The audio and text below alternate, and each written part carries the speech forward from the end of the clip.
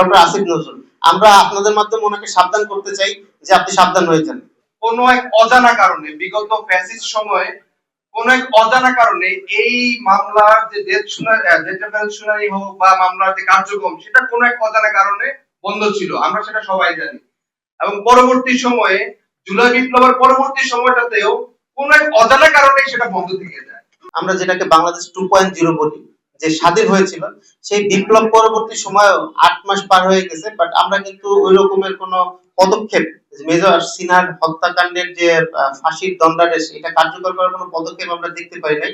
আমরা personally attorney general থেকে শুরু করে সর্বোচ্চ পর্যায়ে যোগাযোগ করেছি এবং তাদের বোঝানোর চেষ্টা করেছি, অনেকভাবে কথা বলেছি। তো তারা প্রথম দিকে বলেছিল যে এটা আগামী 4 মাসের মধ্যে শেষ করে ফেলবে। এখানে আমাদের যে সদস্য সচিব লেফটেন্যান্ট সাইফুল্লাহ ছিল, উনিও পার্সোনালি যোগাযোগ করেছে, বাট এখন পর্যন্ত হয় নাই। তো যাই হোক, গত 23 তারিখে এটা ডেট রেফারেন্স উঠেছে অ্যাপ্লাইড ডিভিশনে।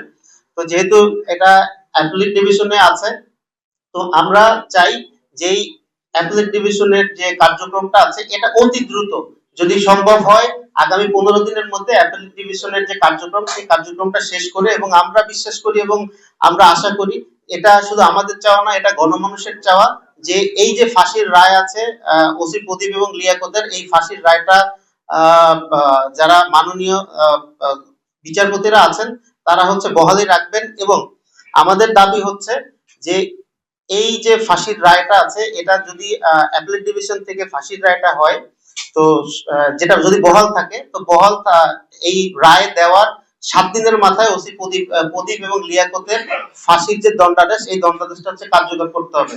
আমরা একটা বৈষম্যমুক্ত বাংলাদেশ চাই, আমরা এমন একটা বাংলাদেশ চাই যেই বাংলাদেশে আসলে কোনো বৈষম্য থাকবে না। প্রত্যেকটা বিচার, প্রত্যেকটা হত্যা, প্রত্যেকটা সবকিছুর বিচার সুষ্ঠুভাবে কার্যকর হবে।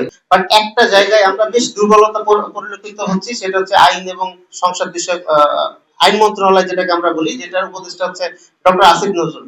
আমরা আপনাদের মাধ্যমে ওনাকে সাবধান করতে চাই যে আপনি সাবধান হয়ে যান। দেশের জনগণ যেমন হাসিনাকে টেনে নামাইছে, আপনার গদিও কিন্তু ঠিক থাকবে না। সো ডক্টর আসিফ নজরুল, আপনি সাবধান হয়ে যান, আপনার কার্যক্রমটা আপনি ঠিক করেন। আপনি কোন দেশের রেসপন্সারি করবেন, দেশের বিপক্ষে আপনি কাজ করবেন, সেটা কিন্তু হবে না। আমরা যে জিনিসটা দেখেছি, ডক্টর মোহাম্মদ ইউনূস, আমাদের মাননীয় প্রধান উপদেষ্টা, উনি অত্যন্ত দক্ষতার সাথে এই দেশ পরিচালনা করছেন। যাদের যেমন একটা কলঙ্ক আছে, আমার মনে হয় যে বর্তমান উপদেষ্টা পরিষদের কলঙ্ক ডক্টর আসিফ নজরুল। আপনি ঠিক হয়ে যান, না হলে দেশের জনগণ কিন্তু আপনাকে টেনে নামাবে। এটা আপনাকে স্পষ্ট ভাষায় বলতে চাই। এছাড়া আমাদের যে দাবি, যে আমাদের ভাই শহীদ মেজর সিনহার যে অ্যাপ্লাইড ডিভিশনে যেটা ডেট রেফারেন্স শুনানি চলতেছে, এটা আগামী 15 দিনের মধ্যে আমি আশা করি যে এটা শেষ হয়ে যাবে, এবং ওসি প্রদীপ এবং লিয়াকতের যে ফাঁসির রায় আছে, সেই রায়টা বহাল থাকবে। এবং এই যখন অ্যাপ্লাইড ডিভিশনের শুনানি শেষ হয়ে যাবে এবং এই যে অ্যাপিলেটের রায় আসবে, এর 7 কর্মদিবসের মধ্যে ওসি প্রদীপ এবং লিয়াকতের ফাঁসির রায় কার্যকর করতে হবে।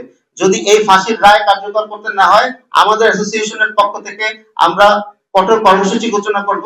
মানুষের হাতের পাঁচটা আঙুল যেমন সমান না, সেনাবাহিনীতেও সে ধরনের কিছু খারাপ লোক থাকতে পারে। আপনারা ওই ব্যক্তিকে ইন্টিগ্রেট করেন, ওই ব্যক্তির বিরুদ্ধে কথা বলেন, পুরো একটা বাহিনীর বিরুদ্ধে আপনারা কথা বলতে পারেন না। আপনি সেখানে আমি যে যারা জনগণকে সেনাবাহিনী এবং জনগণকে মুখোমুখি দাঁড় করার চেষ্টা করছে, তাদের উদ্দেশ্যে আমাদের অ্যাসোসিয়েশন পক্ষ থেকে একদম ক্লিয়ার কাট কথা, যে আপনি সেখানে স্টপ। আপনি জনগণের পালস বোঝেন না। আপনি জনগণকে সেনাবাহিনীর মুখোমুখি দাঁড় করাচ্ছেন।